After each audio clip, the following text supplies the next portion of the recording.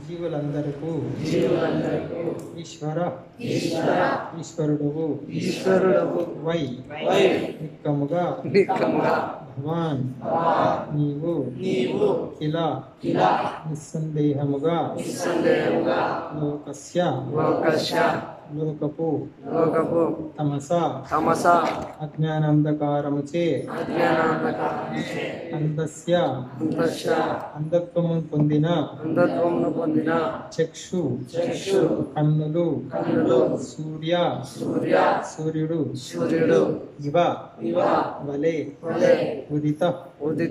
ఉదయించితివి భావం నీవు దేవదేవుడవు ఆద్యుడవు జీవేశ్వరుడవు విశ్వమునందలి అజ్ఞానాంధకారమును నశింపచేయుటకు సూర్యుని వలె ఉదయించితివి. భాష్యం. కపిలముని దేవదేవుడకు శ్రీకృష్ణుని అవతారంగా అంగీకరింపబడ్డాడు. ఇచ్చట ఆద్య అనగా సర్వజీవులకు ఆద్యుడనియు, పుంసామీశ్వర అనగా జీవేశ్వరుడనియు భావం. కపిలముని ఆధ్యాత్మిక సూర్యుడగు శ్రీకృష్ణుని ప్రత్యక్ష విస్తారం. సూర్యుడు విశ్వపు అంధకారమును నశింపచేయనట్టివాడు. అదేవిధంగా భగవానుని వెలుగు మాయాంధకారమును ఒక్క మారుగా నశింపచేయనట్టిది. మనము కన్నులను కలిగి ఉన్నప్పటికీ సూర్యకాంతి లేనిచో అది విలువ రహితము జరుగును. అదే విధంగా భగవానుని వెలుగు లేకుండా లేదా గురువు గారి దివ్య కరుణ లేకుండా శిష్యుడు వాస్తవ దృష్టిని పొందలేడు.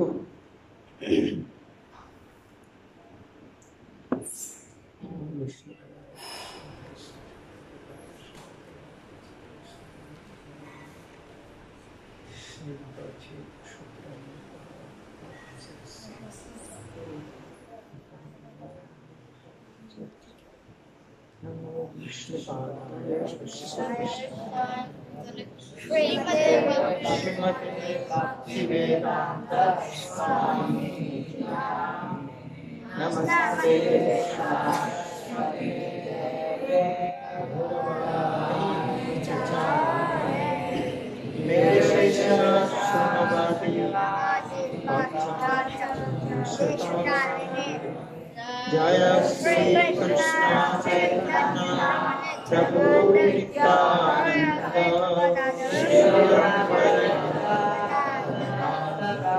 श्रीवासादि गौर भक्त वृंद हरे कृष्णा कृष्णा कृष्णा हरे हरे हरे राम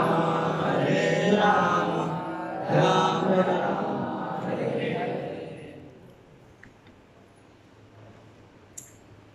ఇక్కడ కొన్ని పదాలు. ఆద్య అంటే మొదటివాడు ఆద్య. తర్వాత భగవాన్ అంటే దేవదేవుడు. పుంసం అంటే జీవులందరికీ జీవులందరికీ ఈశ్వరుడు. ఈశ్వర అంటే సుప్రీం భగవాన్, ఆయన అధీనంలో ఉంటారు. పుంసాం ఈశ్వరో. తర్వాత ఇంకొకటి ఇక్కడ తమస్సు అంటే చీకటి. తర్వాత అందస్య గుడ్డితనం, అంధత్వం. కళ్ళున్నా చూడలేని, కళ్ళున్నా కూడా చూపలేదు. ట్రైన్లో అడుక్కుంటుంటారు కదా కళ్ళు లేని వాళ్ళు, ఏమంటారు? కళ్ళున్న గుడ్డివాన్, కళ్ళు లేని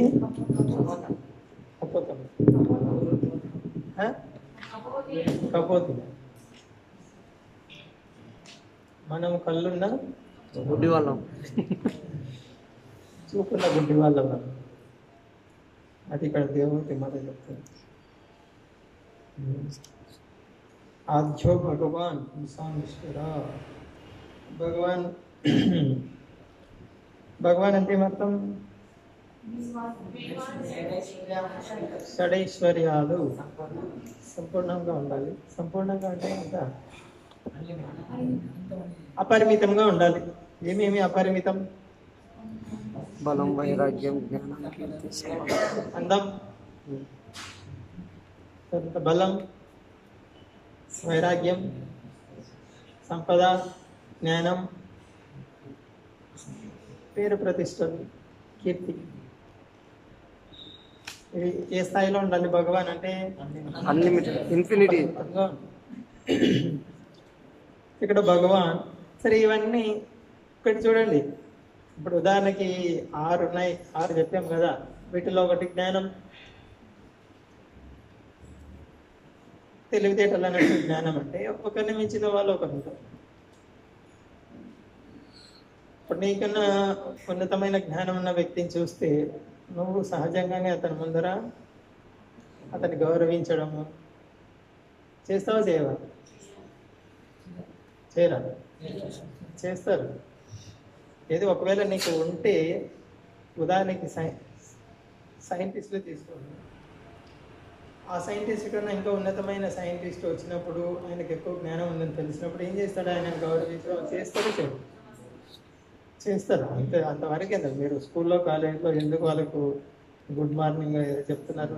ఇష్టం లేకుండా చెప్తారు. ఎందుకు? గౌరవించడం కోసం. ఎందుకంటే నాకన్నా ఉన్నత స్థాయిలో ఉన్నారు ఏదో చెప్తారు. అది తర్వాత విషయం, మనకు ఇష్టం ఉందా లేదా తర్వాత విషయం. ఆ పద్ధతి ఏంటంటే అక్కడికి వెళ్ళిన తర్వాత నాకన్నా ఎక్కువ జ్ఞానం వాళ్ళకు ఉంది కాబట్టి వాళ్ళ కింద నేను కొంచెం వాళ్ళ పైన ఉంటారో చెప్తారు కదా. ఆ టీచర్లు ఏం చేస్తారు? వాళ్ళ పైన ఉన్నటువంటి ఇంకా ఎవరైనా వచ్చారనుకో వాళ్ళు కూడా వాళ్ళని గౌరవించి వాళ్ళకు కుర్చీ వేసి వాళ్ళు చెప్పింది వాళ్ళు వింటారు. వాళ్ళ పైన ఉన్న వ్యక్తి ఈ విధంగా ఒకరి నుంచి ఒకరు వెళ్తూ ఉంటే ఒక వ్యక్తి ఉంటాడండి. ఆయన పైన అంటూ ఎవరు ఉండరు. జ్ఞానం అది ఆద్యుడు అండి. అన్నిట్లోనూ ఆద్యుడే.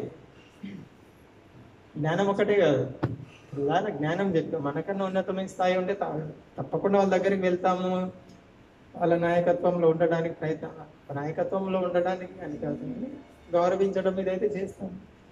ఇక్కడ ఏమి ఆద్య అని వచ్చింది. ఇక్కడ అంటే నాయకుడు అనొచ్చు. ఇక్కడ ఆది మొదటివాడు. ఏదైనా సమాజం తీసుకోండి, సంఘం తీసుకోండి, ఒక ఊరు తీసుకోండి. ఊర్లో ఇప్పుడు సర్పంచ్ ఉంటాడు, మొదటి వ్యక్తి. దేశానికి మొదటి వ్యక్తి ఎవరు? దేశానికి మొదటి వ్యక్తి రాష్ట్రపతి.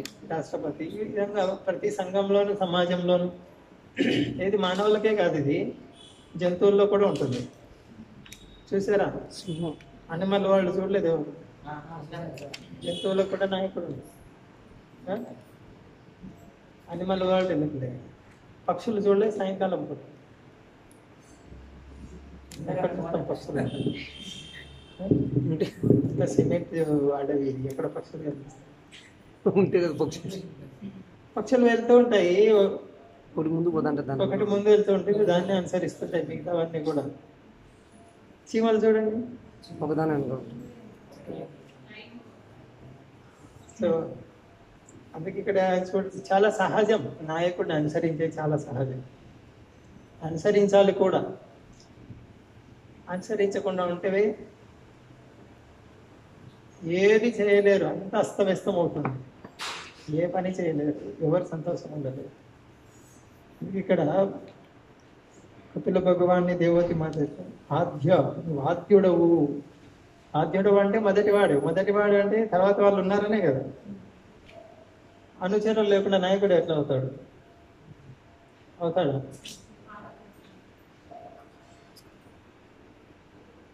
పిల్లలు ఉంటేనే తండ్రి అనిపించుకుంటాడు. పిల్లలు లేకుండా తండ్రి అవుతాడా? తండ్రి ఉంటే పిల్లలు వస్తారు, పిల్లలు ఉంటే తండ్రి. ఒకదానికి ఒక సంబంధం. ఇది చెప్తారు కదా, యేసుక్రీస్తు ఏం చెప్పాడు? ఆ తండ్రి ఉన్నాడు పరలోకంలో అని చెప్పాడు. తండ్రి వేరు, పుత్రుడు వేరు కదా, ఒకటేనా? ఒకటే కదా. ఒకటే. అవును, పుత్రుడు తండ్రి నుంచే కదా పుత్రుడు వచ్చింది. వేరేటైతారు? తండ్రి ఒక వ్యక్తి, పుత్రుడు ఒక వ్యక్తి కాదా? ఆ ఇద్దరు వ్యక్తులే, వేరు వ్యక్తులే. యేసుక్రీస్తు చెప్పాడు మా నాన్న ఉన్నాడు అని చెప్పాడు. అంటే అర్థం ఏమి? నేను ఒక వ్యక్తిని, మా నాన్న ఒక వ్యక్తి. ఈ మూర్ఖులు ఏంటారు, ఈయన నువ్వే తండ్రి అంటారు ఈయన పట్టుకొని. ఆయన స్వయంగా చెప్తే నేను పుత్రుడిని, నా తండ్రి ఉన్నాడు అని ఆయన చెప్తే, లేదు లేదు నువ్వే సర్వం, నువ్వే తండ్రి అని ఆయన పట్టుకుంటాడు. సరే, ఇక్కడేమి ఈ భౌతిక ప్రపంచంలో ఏది తీసుకున్నా కూడా ఒక నాయకుడు అయితే అవసరం. ఇంట్లో చూడండి, నాయకుడు ఎవరు? కుటుంబ యజమాని. వాస్తవంగా అయితే ప్రస్తుతం భౌతిక ప్రపంచంలో తారుమారైంది పొజిషన్. భౌతిక ప్రపంచం అంటే కలి ప్రభావం అని అంత తారుమారు అవుతుంది. సహజంగా ఒకరి నాయకత్వం అయితే అనుసరించాలి. అది ఎక్కడైనా ఏదైనా కానివ్వండి. ఇక్కడ ఏం చెప్తుంది దేవతి మాత?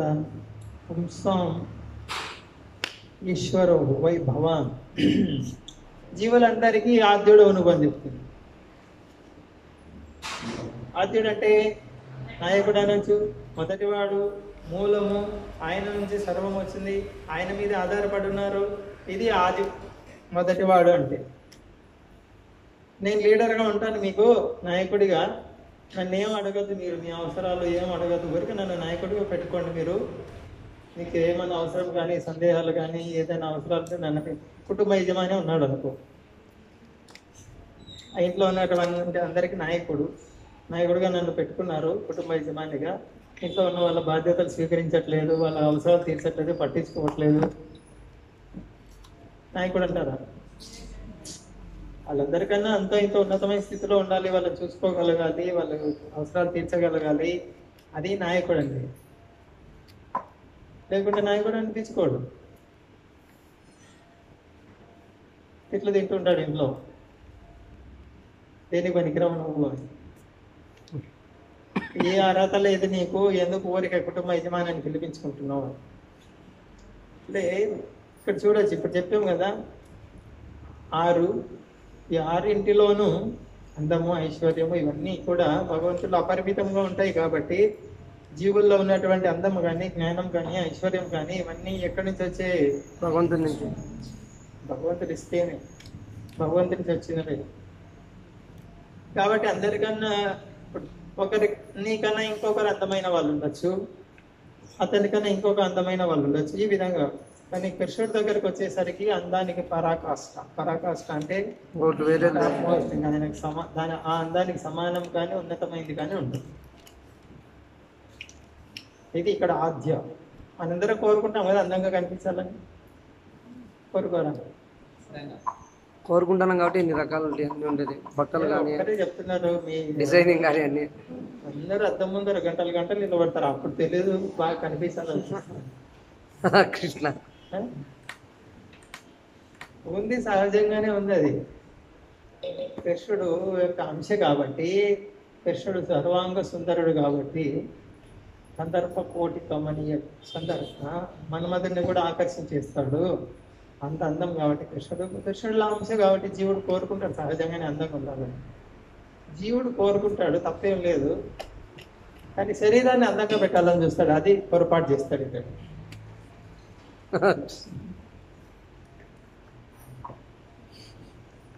శరీరం ఏంది? కేవలం ఆ యవ్వనం ఉన్న కొన్ని సంవత్సరాలు బాగా ఉన్నట్లు అనిపిస్తుంది, క్షణముకు లోపల అది వాడిపోతుంది. ఇంకా వాడిపోయేటప్పుడు చూడాలి, దాన్ని ఎంత ప్రయత్నం చేస్తారో, దానికి రంగు పూసి అది చేసి ఇది చేసి బాగా ఇంకా వికసిస్తున్నట్టు కనిపించాలని శరీరాన్ని చేస్తారు. అంటే జీవుడికి సహజంగా ఉంది, నేను అందమైన వ్యక్తిగా అందంగా కనిపించాలి, మంచి తెలివితేటలు ఉండాలి, వీటన్నిటిలో ఒకరితో ఒకరు పోటీ పడుతుంటారు కూడా. కానీ భగవంతుడి దగ్గరికి వచ్చేసరికి ఎవరు పోటీ పడలేరు. ఎందుకు? అందరికీ ఇవన్నీ జ్ఞానము, అందము, సౌందర్యము, వైరాగ్యం ఇవన్నీ కూడా ఆయన నుంచి వచ్చినవే కదా. అందు గురించి ఆయన ఆద్యుడు.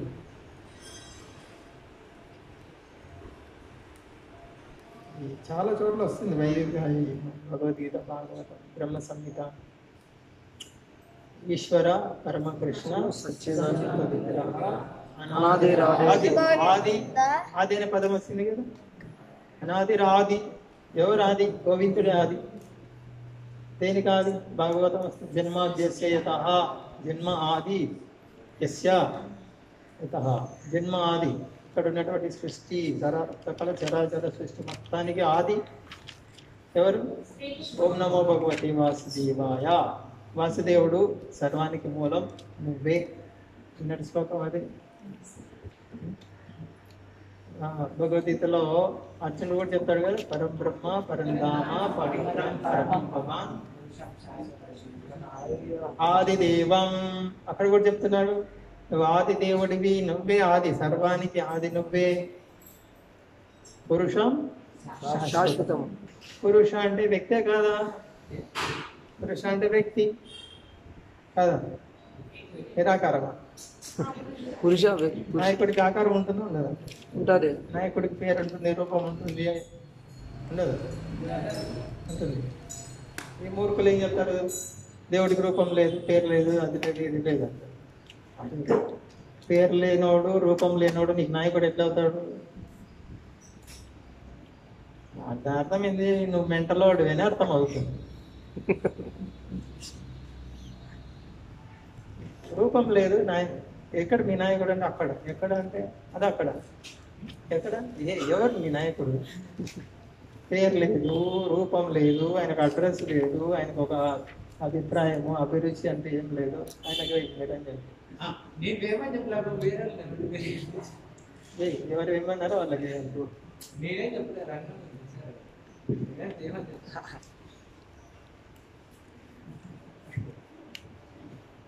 కృష్ణ.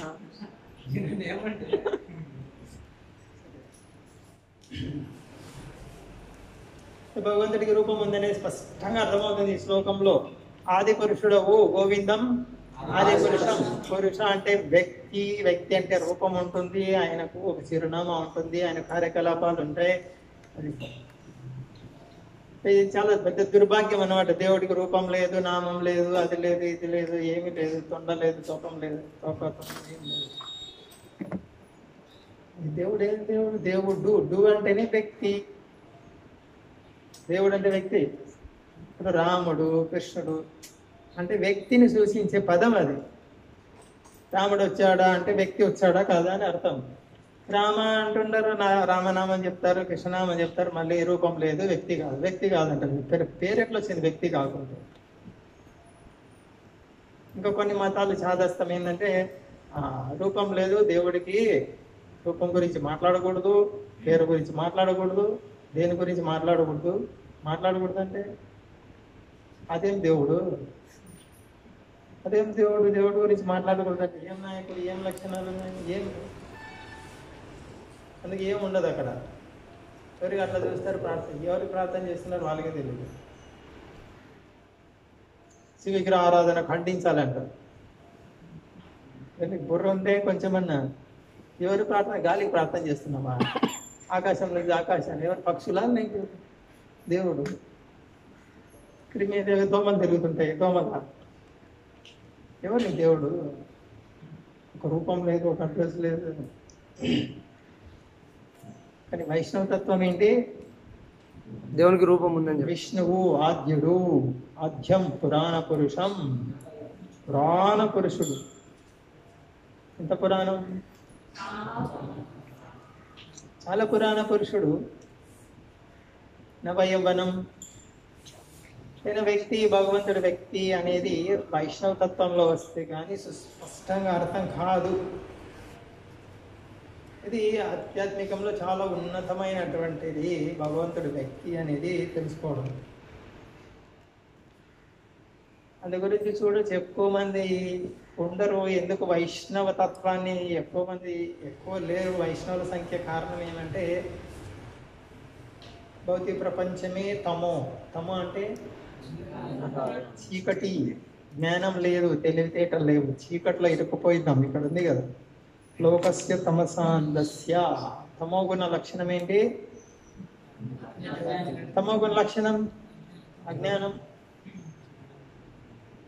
చీకటి. మరి ముఖ్యంగా కలియుగంలో చూడొచ్చు, ప్రతి ప్రపంచమే అజ్ఞానమయ, అజ్ఞాన కూపం. కూపం అంటే బావి అని. బావి. అజ్ఞాన కూపం అంటే అజ్ఞానం అనే చీకటితో కూడుకున్న బాధ. అభౌతిక ప్రపంచంలో మరి కలియుగం ఇంకా దిగజారిపోయింది. గాఢాంధకారం. మంద మందమతయో మంద భాగ్య. మంద అంటే చాలా డల్గా ఉన్నవే అంటాడు. దాన్ని తెలుగులో మంద అంటాడు. జీర్ణశక్తి మందగించింది అంటారు. చిన్నపిల్లలకి ఏం చేస్తారు? జీర్ణశక్తి బాగా వృద్ధి చెందాలంటే ఏం చేస్తారు పిల్లలకి? Warm water. అదేం చేస్తుంది? లోపలికి వెళ్ళి వేడిని పెంచుతుంది. వేడిని పెంచుతుంది, జీర్ణశక్తిని పెంచుతుంది. మళ్ళీ చురుకుదనం. కలియుగం లక్షణం ఏంటి? మంద సుమంద. మందలో కూడా మరీ మందం. మందం అంటే లాభ కూడా వస్తుంది. సుమంద్ అంటే దానికంటే ఇంకా ఎక్కువ. సుమంద అంటే చాలా చాలా లా. ఏంది లాభం? ఏమో చర్మం. అజ్ఞానము ఇంత లావుగా ఉంది అని అర్థం. మందం. కొంతమందికి చర్మం మందంగా ఉంటుంది. అట్లా తెలివితేటలు కూడా మందగించుంటాయి కొంతమందికి. కలియుగ లక్షణంలో అదొకటి. అది గురించి అర్థం చేసుకోలేరు. భగవంతుడు అంటే తెలియదు, ఆ పదం అంటే తెలియదు. భగవంతుడు అంటే ఒక వ్యక్తి. నువ్వు ప్రార్థన చేస్తున్నావు, ఎవరికి? దేవుడికి ప్రార్థన చేస్తున్నావు. ఇలా ప్రార్థన చేస్తున్నావు అంటే దేవుడికి చెవులు ఉండాలి కదా. ఇంత మటుకు అర్థం కాదు. నువ్వు ప్రార్థన చేస్తున్నావు అంటే చెవులు లేకుండా ఎట్లా వింటాడు భగవంతుడు? ఇప్పుడు ఇక్కడ నువ్వు సెల్ ఫోన్లో మాట్లాడుతున్నావు, అక్కడ అమెరికాలో ఎవరితో మాట్లాడుతున్నావు, వాళ్ళకు కూడా సెల్ ఫోన్ ఏదో ఒక ఇన్స్ట్రుమెంట్ అయితే ఉండాలి కదా. లేకుండా వినపడుతుందా? ఇంత మటుకు అర్థం కాదు. ఇది సుమంద మంద సుమంద మతయో మంద భాగ్య హి ఉపగత. ఎందుకు ఇలా అయింది? భగవంతుడు ఉన్నాడు, ఆయన రూపం ఉంది, పేరు ఉందని కనీస సాధారణ జ్ఞానం ఇది. పెద్ద బ్రహ్మ విద్య కాదు ఇది. దేశానికి ఒక అధ్యక్షుడు ఉంటాడు, ప్రతి సంఘంలోనూ ఒక నాయకుడు ఉంటాడు. అది పశువులు కానీ జంతువులు, పక్షులు, క్రిమికీటకాలు, మానవులు ముఖ్యంగా చూడొచ్చు. ప్రతి ఈవెన్ ఆటవిక సమాజంలో కూడా ఒక నాయకుడు ఉంటాడు. ఆటవిక జాతికి ఇది చాలా సహజమైనటువంటిది. జ్ఞానం పెద్ద పాండిత్యం, పెద్ద తలకిందులు పల్టీలు కొట్టి నేర్చుకోవాల్సిందేం కాదు ఇది. పందులు ఉంటాయి, పందులు తిరుగుతుంటాయి, వాటికి కూడా జ్ఞానం ఉంది. అవి కూడా చిన్నపిల్ల టింగ్ టింగ్ టింగ్ అని వెళ్తుంటాయి అనుభవించుకుంటూ. ఇదేం పెద్ద జ్ఞానం అవసరం లేదు దీనికి.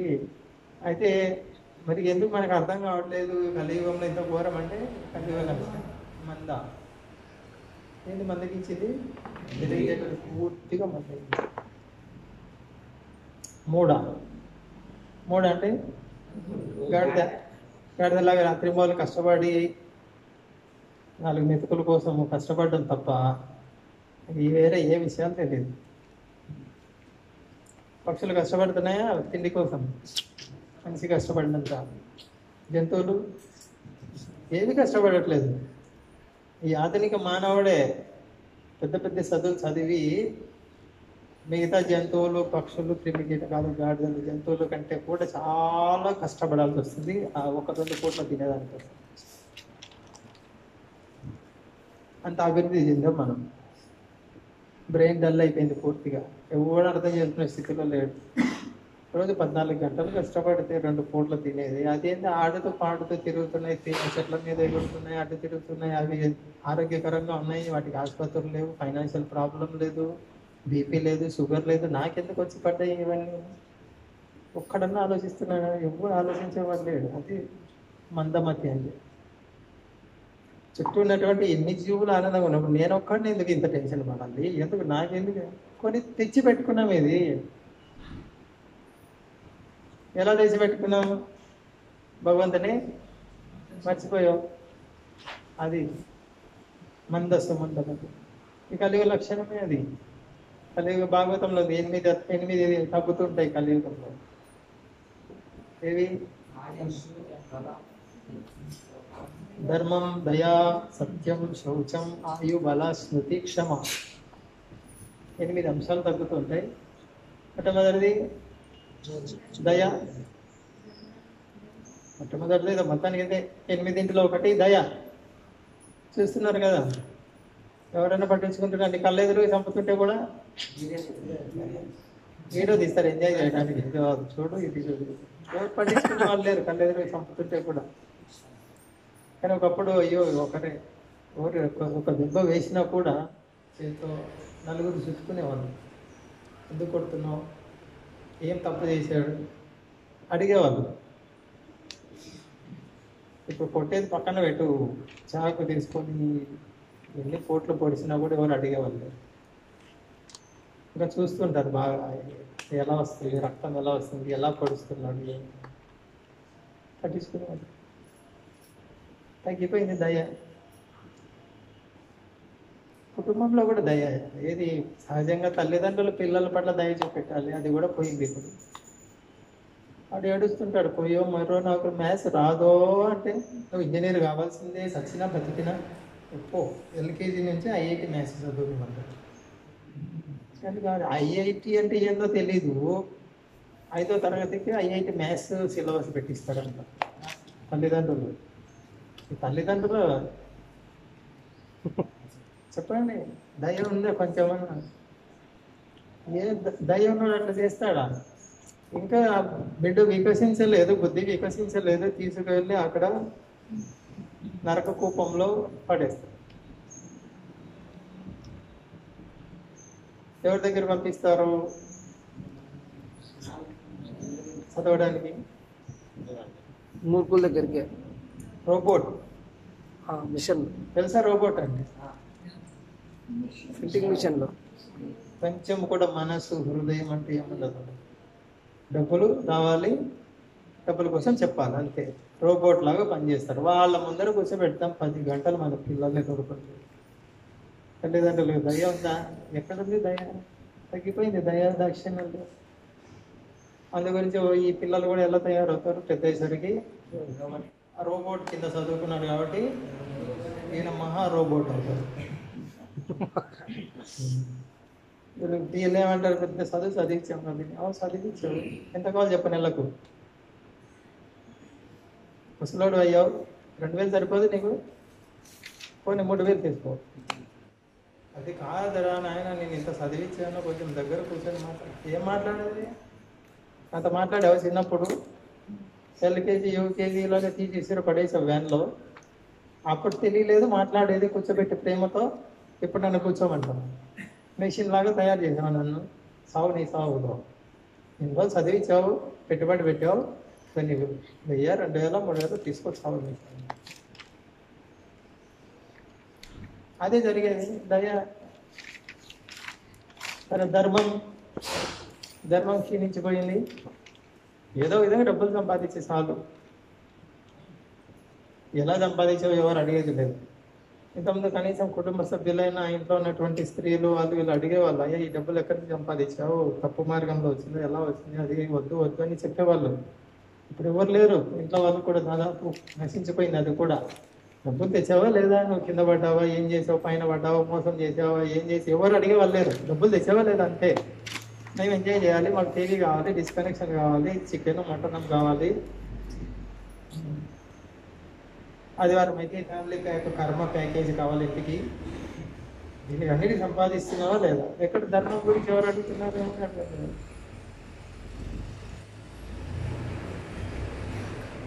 అదే రాస్తారా తిరుపతికి వెళ్తే, ధర్మం రక్షతి రక్షిత. ఏందో ధర్మం అంటే తెలియదు, ఎవరిని రక్షిస్తాడు ధర్మం అంటే? ధర్మ రక్షతి రక్షిత అంటే అర్థం ధర్మాన్ని రక్షిస్తాను. అది నువ్వు ధర్మాన్ని రక్షిస్తావా? ఏ ధర్మం రక్షిస్తావు? దొంగ ఏమనుకుంటాడు, నా ధర్మాన్ని రక్షించాలి కాబట్టి దొంగతనం చేస్తాను, దొంగలకు బాగా ట్రైనింగ్ ఇవ్వాలి. ఇంకా తెలపాలే కదా, ఏంది నీ ధర్మం తెలిపితే కదా అక్కడ ధర్మ రక్షతి రక్షిత. సో దయ తగ్గిపోయింది, ధర్మం తగ్గిపోయింది. ఇంకా సత్యం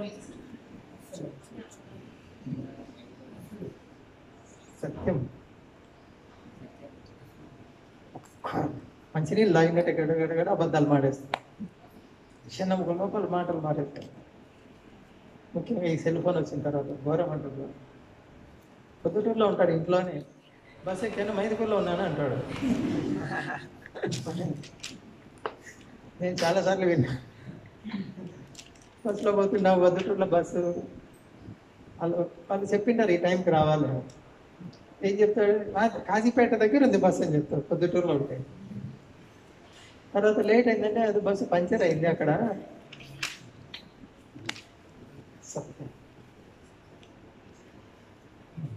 ఇవన్నీ ఎక్కడ చూసి నేర్చుకుంటున్నారు, సినిమాలు టీవీ సినిమాలు చూసి ఎక్కువ నేర్చుకుంటున్నారు. సో ధర్మం, దయ, సత్యం. ఇంకోటి శౌచం, శుభ్రత, శుచి శుభ్రత ఎవరికి లేదు. ఈరోజు కరోనా వచ్చిందని అందరికి చేతులకు అది వైదిక సంస్కృతిలో సహజంగానే ఉంది. నోట్లో చేయబెట్టుకున్నా, ముక్కులో చేయబెట్టినా, కంట్లో చేయబెట్టుకున్నా, చెవిలో చేయబెట్టుకున్నా, పాదాలు తాకినా, వేరే ఏదైనా వస్తువులు తాకినా మళ్ళీ చేయగడుకోవాలని వైదిక సంస్కృతిలో ఉండనే ఉంటాయి. శుభ్రత గురించి అదంతా వదిలేసి పందుల్లాగా తయారైపోయి రోగాలు వస్తున్నాయని చెప్పి మళ్ళీ శానిటైజరు అది ఇది చేతులకు పూసుకోవాలి. అంటే తిరిగి మళ్ళీ శుభ్రతకే కదా వచ్చింది. శుభ్రత కోల్పోయినా మళ్ళీ శుభ్రత. అంతరంగ శుభ్రత కూడా లేదు, బహిరంగ శుభ్రత లేదు. కనీసం 2 పూట్ల స్నానం చేయాలి మానవుడు. శుభ్రమైన బట్టలు ధరించాలి. 3 రోజులకు ఒకసారి బట్టలు. రోజు మారుస్తారా? ఏమో ఇష్టానికి వచ్చిన తర్వాత తెలుస్తుంది. ముందు కొంతమంది వారం రోజులు కూడా వేసుకుంటారు. అదే తమోగుణం. బహిరంగ శుభ్రత తెలీదు, అంతరంగ శుభ్రత అస్సలు తెలీదు. బహిరంగ శుభ్రత అంటావా ఏంటి? అవి వచ్చి దున్నపోతు దగ్గర వాసన వచ్చేటట్టు అదేంటి డెన్నిమ్ అంటారు. అది దున్నపోతులు కూడా పరిగెత్తి వెళ్తాయి ఆ వాసన తెలిసి. అది చూసుకొని తిరుగుతుంటారు. బాగా ఎట్లా ఘాటుగా ఉంటుంది అది. ఏమంటే స్నానం చేయలేదు, కంపు కొడుతుంది కాబట్టి డెన్నిమ్ అది ఇది స్ప్రే పెట్టుకుంది. విదేశాల్లో చాలా సాధారణం. అది ఇండియాలో కూడా తయారైంది. సో బహిరంగ శుభ్రత లేదు. అంతరంగ శుభ్రత అంటారు ఎక్కడుంది? మనస్సు పూర్తిగా కల్మషం అయిపోయింది. అవి వరుస లేదు, సంబంధం లేదు. టీవీ ముందర కూర్చొని తండ్రి కూతురు, తల్లి కొడుకు అందరు కుటుంబం మొత్తం టీవీ చూస్తుంటారు. ఆ హీరోయిన్ సగం డ్రెస్సు, ఒక్కోసారి అసలు డ్రెస్ ఉండదు. అట్లాంటివన్నీ చూసుకుంటూ కూర్చుంటారు టీవీ ముందర కూర్చొని. ఎక్కడుంది అంతరంగ శుభ్రత? చెప్పండి. ఒక్కడి మనసు శుభ్రంగా ఉంది. మనసు శుభ్రంగా ఉండి చూడగలుగుతాడా? కూతుర్ని పెట్టుకొని, ఎవరైనా వచ్చిన కూతుర్ని పెట్టుకొని టీవీలో హీరో కోతి లాగా వాళ్ళు ఎగురుతుంటే రంగు పూసుకొని కూర్చుంటాడు తండ్రి. ఆ కూతురు కూర్చుంటుంది. ఎక్కడుంది? మనసులో శుభ్రత లేదు, ఉంటే కూర్చోలేడు. ఎన్ని? ధర్మం, దయ, తర్వాత ఆయు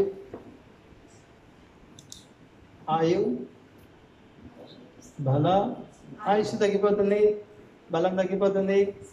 ఒకప్పుడు బియ్యం మూటలు 100 కేజీలు ఉండేటువంటి, 15 కేజీలు, ఇప్పుడు 5 కేజీలు కొద్దిగా దారింది. మొత్తం కేజీ ప్యాకెట్లు కూడా వచ్చాయి. వస్తుంది ఒకరోజు కేజీ ప్యాకెట్ తల మీద పెట్టుకొని మోసుకొని వచ్చే రోజు వస్తుంది.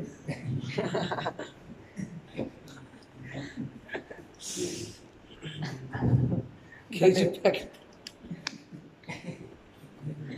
5 కేజీలన్నా లేకుండా కేజీ అంతా లిల్లీ పుట్లు అవుతాడు. లిల్లీ పుట్ అంటే 3 అడుగులు.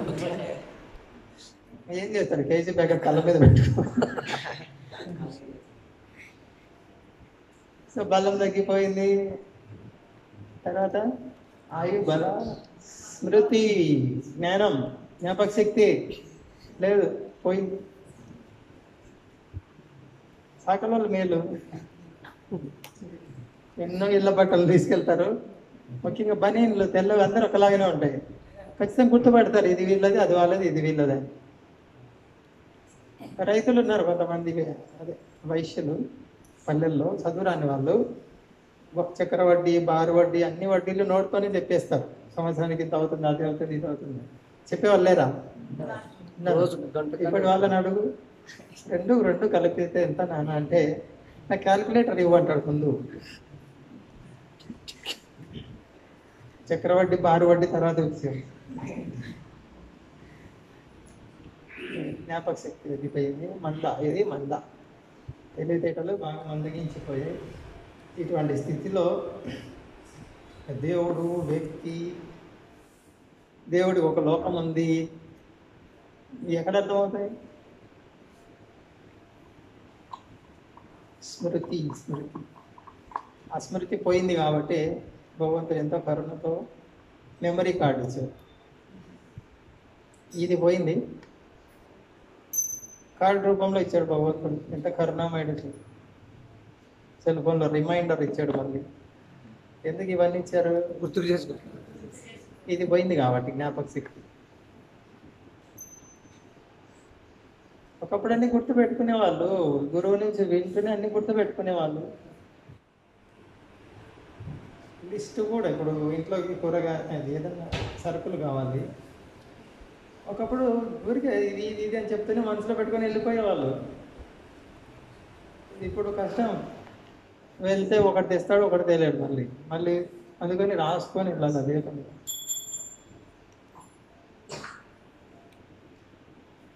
మనం ఏమనుకుంటాము, ఇది ఇంత వచ్చింది, సెల్ ఫోన్లు వచ్చాయి, దీంట్లో ఎంత టెక్నాలజీ పెరిగింది, దాంట్లో రిమైండర్ ఉంది, అలారం ఉంది, ఇవన్నీ ఉన్నాయి. ఎందుకు ఉన్నాయి అవన్నీ అంటే ఇక్కడ తగ్గిపోతున్నాయి కాబట్టి అది అక్కడ ఇచ్చారు. అది డెవలప్మెంట్ కాదు, అది అభివృద్ధి కాదు, అది క్షీణించిపోతున్నాం కాబట్టి దానికి. చూడు, నడవలేని వాడికి ఏం చేస్తారు?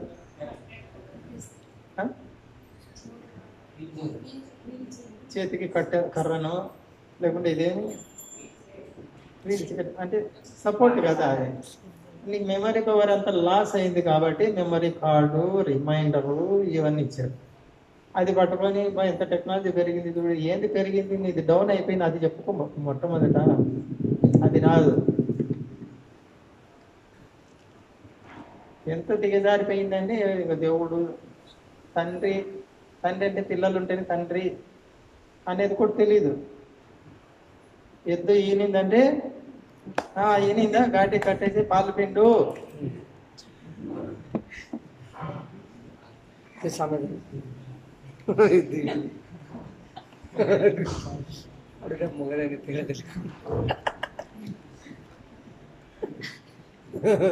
అంత ఘోరమైంది పరిస్థితి. అంటే ఎంకామ్ చదివి ఒక ఆయన డిగ్రీ వాళ్ళకు కాలేజీలో పాఠాలు చెప్తున్నాడు, వడ్లంటే తెలీదు. జరిగింది. బియ్యం మాత్రమే తెలుసు ఆయనకి. హైదరాబాద్ తెలివితేటలు మందగించలేదంటే ఇంకా అర్థం చేసి, ఒడ్లు చూడలేదు ఆయన జీవితంలో. ఒకరోజు ఏందో పల్లెటూరికి వెళ్ళాడు. ఎవరో చెప్పారండి, ఇవి ఒడ్ల నుంచి వస్తాయి బియ్యం అని. అక్కడ వెళ్ళి ఒడ్ల చెట్లు ఎక్కడ ఉంటాయని అడుగుతున్నారు.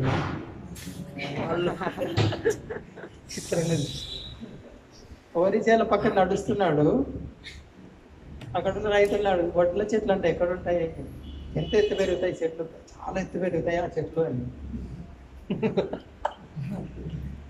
వాళ్ళు చూస్తారు, ఏమి సూటు బూట్ వేసుకొని ఇంత కూడా మెదడు ఉందో లేదా.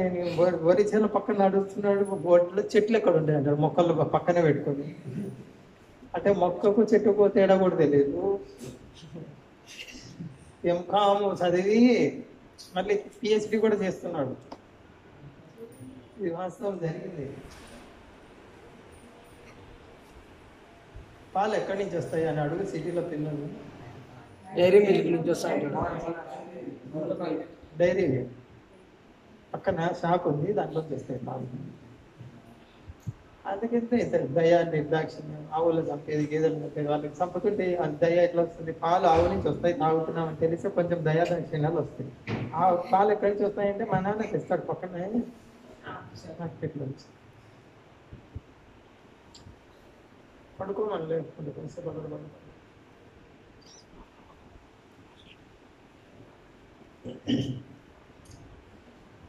స్మృతి అంటే జ్ఞాపక శక్తి, జ్ఞానం, తెలివితేటలు అన్నీ తగ్గిపోయాయి. చివరిది ఏంటి? క్షమించే గుణంలో అస్సలు లేదు. చిన్నదానికే మొత్తం ఫైర్ అయిపోతుంది. చిన్నదే, చాలా చిన్న పొరపాటు ఉంటుంది, అది చూసి లెక్కలోకి పరిగణనలోకి తీసుకునేటువంటి పొరపాటు కాదు, దాన్ని తీసుకొని విడాకుల వరకు ఇస్తారు లాస్ట్. ఈ మధ్య ఎక్కువైంది, చాలా ఎక్కువైంది. పెళ్ళైన 6 నెలలకు 3 నెలలకు విడాకులు తీసుకుంటున్నారు. చిన్న చిన్న వాళ్ళు. క్షమాగుణం పోయింది, పూర్తి పోయింది. క్షమ అంటే సహనం ఉన్న వాళ్ళు క్షమించగలుగుతారు, సహించలేరు. ఎందుకు చేసావు దాన్నే పట్టుకుని ఇంత దిగజారిపోయిన లక్షణాలు. ఇటువంటి స్థితిలో దేవుడు ఒక వ్యక్తి, ఆయన ఒక ఊరు ఉంది, అడ్రస్ ఉంది, మనం ఆయనకు సంబంధించిన వాళ్ళము, ఎక్కడ అర్థమవుతాయి ఇవన్నీ? ఇంత దిగజారిపోయినటువంటి స్థితిలో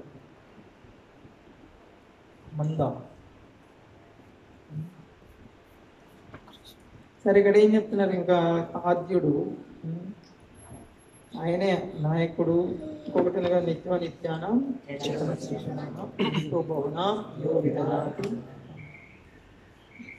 అక్కడ స్పష్టంగా ఉంది అసలు. ఒక నాయకుడు ఒకడున్నాడు, అనుచరులు చాలా మంది ఉన్నారు. ఎవరు అనుచరులు? జీవులందరూ భగవంతుని అనుసరించాలి. నీకు ఇష్టం ఉన్నా లేకున్నా అనుసరించాల్సిందే. ప్రభుత్వ నియమాలు అనుసరించాల్సిందే, నీకు ఇష్టం ఉన్నా లేకున్నా కూడా. బలవంతంగా అనుసరింపజేస్తారు జైల్లో కూర్చోబెట్టి. ఇప్పుడు దేవుడు లేడు, అది లేదు, ఇది లేదని నీ ఇష్టమైనట్టు చేసుకోవచ్చు. ఖచ్చితంగా అది నియమాలు నువ్వు అనుసరించి తీరాల్సింది. కాబట్టి ఆద్యుడు ఒకడున్నాడు, నేను ఆయనను అనుసరించాలి. ఇది తెలుసుకోవాలంటే ఏం చేయాలి? గురువుని ఆశ్రయించాలి. ఇది భాష్యంలో వచ్చిన భగవానుని వెలుగు లేకుండా లేదా గురువు గారి దివ్యకరణ లేకుండా శిష్యుడు యథాదృష్టిని పొందలేడు. చీకటి, సూర్యుడు వస్తే మొదలు చీకటి మొత్తం తొలగిపోతుంది. ఇక్కడ కృష్ణుడు అనే సూర్యుడు మన జీవితంలో వెలిగితే ఇప్పుడు చెప్పుకున్నటువంటి అంధకార లక్షణాలన్నీ తొలగిపోతాయి, వాస్తవ దృష్టి లభిస్తుంది, ఎవరు నువ్వు అనేది. లేదా భగవంతుడి కరుణ అనే సూర్యుడితో పోల్చొచ్చు. ఇక్కడ గురువు కరుణ లేదే భగవంతుని పొందలేదు. కాబట్టి మనకు మన జీవితంలో వెలుగునిచ్చేది ఎవరు అంటే గురువు. అందు గురించి ఏం ప్రార్థన చేస్తాం గురువుకి? ఓం అజ్ఞానతిమిరాంధస్య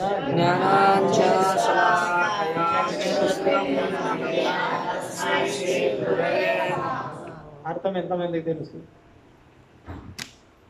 1 2 3 4. కళ్ళున్న కబోది, కళ్ళు లేని కబోది వేరు. మనం కళ్ళున్న కబోది అంటే సాక్షాత్తు భగవాన్ ఉన్నాడు, ఇది బొమ్మలు పెట్టారంటారు. ఇక్కడ సాక్షాత్తు శ్రీకృష్ణుడు భగవంతుడు ఉన్నాడు, అర్థం చేసుకోలేదు స్థితి. అదే గురువు వచ్చి ఏం చేస్తాడు? మనకి కళ్ళు తెరిపిస్తాడు. ఏమిచ్చి?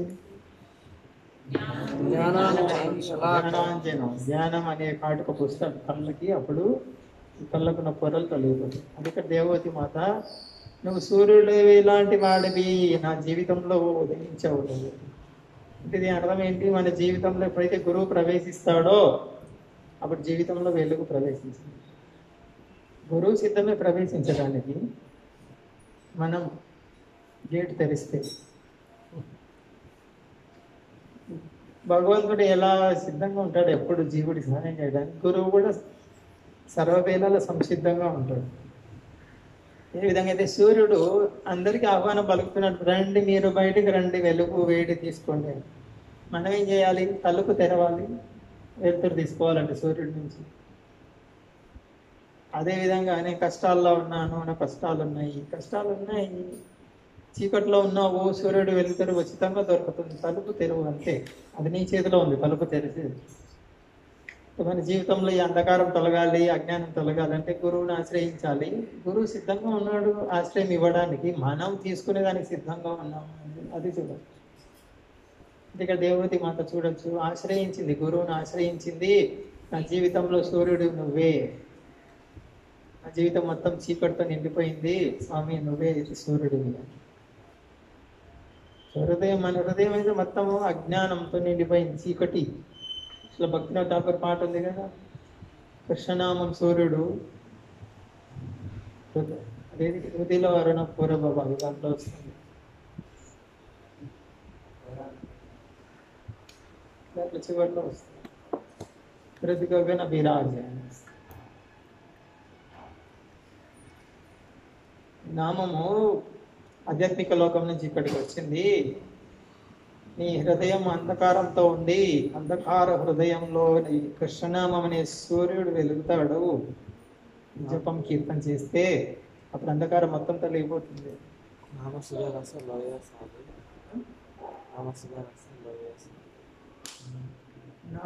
హృదయగగన విరాజ, హృదయం అనే ఆకాశంలో విరాజిల్లుతాడు సూర్యుడు, నామం అనే సూర్యుడు నువ్వు స్వీకరిస్తే. కాబట్టి కలియుగ మొత్తం ఇక్కడ చెప్పుకున్నవన్నీ అన్ని దోషాలే. దోషాలంటే తప్పులే, తినే దోషలేం కాదు, దోషాలు దోషాలు. సముద్రంలో ఎన్ని నీళ్లు ఉన్నాయో ఎటు చూసినా నీళ్ళే. ఎన్ని నీటి బిందువులు ఉంటాయి? అనంతం, ఇన్ఫినిటీ. అదేవిధంగా ఇప్పుడు చెప్పుకున్నవి లెక్కలేనన్ని దోషాలు ఉన్నాయి కలియుగంలో. కాబట్టి అంత చీకటి. ఇది ఒక్కటే మార్గం, సూర్యుడు ఉదయించాలి మన జీవితంలో. ఏం చేయాలి? హరినామం హరే కృష్ణ హరే కృష్ణ కృష్ణ కృష్ణ హరే హరే హరే రామ హరే రామ రామ రామ హరే హరే.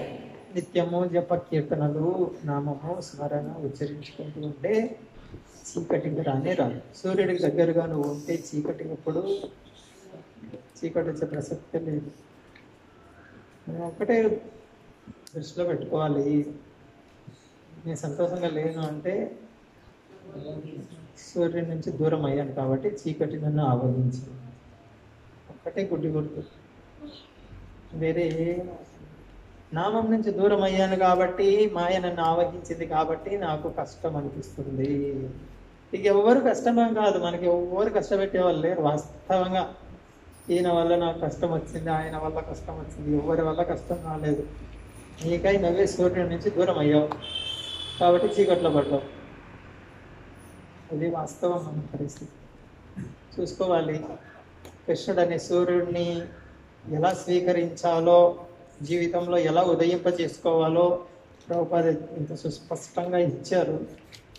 అయినా మనకి మానసిక సంకటము, మానసిక సమస్యలు, వాటితో సతమతం అవుతున్నామంటే గురువు ఇచ్చిన విధానాన్ని స్వీకరించడం లేదు. తీవ్రంగా తీసుకోలేదు, అంతే.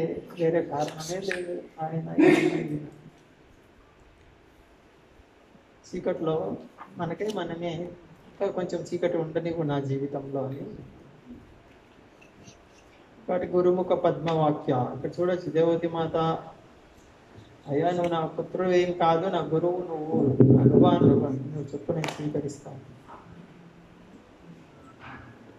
గురుముఖ పద్మవాక్య ఆరణ కరీమని. ఓ మనసా వేరే ఏం పెట్టుకోవద్దు, ఒకటే పెట్టుకోవాలి నువ్వు. ఏది? గురువు నుంచి ఏ సూచన వచ్చింది అది ఒక్కటే పెట్టుకో. వేరే ఏం పెట్టుకున్నా కూడా చీకట్లో పడిపోతావు.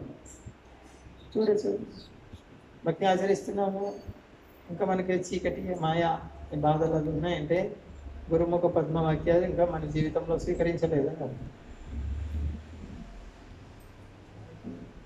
కష్టాలు ఖాళీ నామం ముందర ఏ కష్టం నిలబడదు. కొంత చెప్పేవాడు మంగళాడుతుందా, ఎంతమంది గుర్తుంది చేయటం చాలా ముఖ్యమైనది. అది తీవ్రంగా సంపూర్ణంగా మనస్సు లగ్నం చేసి కృష్ణ కథ, కృష్ణనామం ఎవరైతే వింటారో వాళ్ళు కృష్ణుడి ఒడిలో ఆడుకుంటుంటారు. ఎటువంటి ఆపద ఏం చేయలేదు వాళ్ళు. అంత తేలికైన విధానం ఉంది. మనం స్వీకరించాం. అది జపం చేసేటప్పుడు ఫోను పుస్తకం చదివేటప్పుడు ఫోను ఎవరన్నా చదవతో మాట్లాడేది.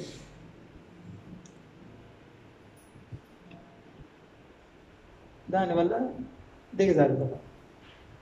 లేకుంటే ఈ భక్తి విధానం ఏంటి, గురువుని ఆశ్రయించిన తర్వాత నీ జీవితంలో క్రమక్రమంగా వెలుగు వైపు నడవాలి. తమసీమా జ్యోతిర్గం. గురువు చూపిస్తుంటాడు అడుగడుగున, ఇలా నడుచుకోండి, ఇలా నడుచుకోండి, ఇలా నడుచుకోండి. ఒక అడుగు వేసావు చెప్పినట్లు, రెండో అడుగు చెప్తారు, మూడో అడుగు. మన పరిస్థితి కొన్ని నచ్చినవి స్వీకరిస్తాం, నచ్చని పక్కన పెట్టేస్తాం. అప్పుడు చీకటి వచ్చి పట్టుకుంటాం. అది ఉండకూడదు. గురుముఖ పద్మవాక్య చిత్తిద ఒక్కటే, నాకు వచ్చింది సూచన స్వీకరించాలని. అన్ని ప్రభుపాద ఇచ్చారు అంతే స్పష్టమైన సూచనలు. స్వీకరించకపోతే దిగజారిపోతుంది. దుర్భాగ్యం. అంత మంచి కలియుగం, ఇంత గాఢాంధకారం, అటువంటి చోట స్పష్టం సూర్యుడు ఉదయించాడు. ఇస్కాన్ అనే సూర్యుడు ఉదయించాడు కలియుగం అనే చీకట్లో. ఇస్కాన్ అనే సూర్యుడు యొక్క వెలుగును పొందలేకపోతే ఇంకేం మిగులుతుంది జీవితంలో? ఏం మిగులుతుంది? చుట్టూ చీకటి. మన జీవితం మొత్తం చీకటి. చదవండి ప్రభుపాద పుస్తకాలు బాగా చదవండి. భాగవతం ముఖ్యంగా. ఈరోజు వక్రేశ్వర పండిట్ ఆవిర్భావ తిథి. చైతన్య మహాప్రభు యొక్క ముఖ్య భక్తుల్లో ఈయన చాలా గొప్ప భక్తుడు.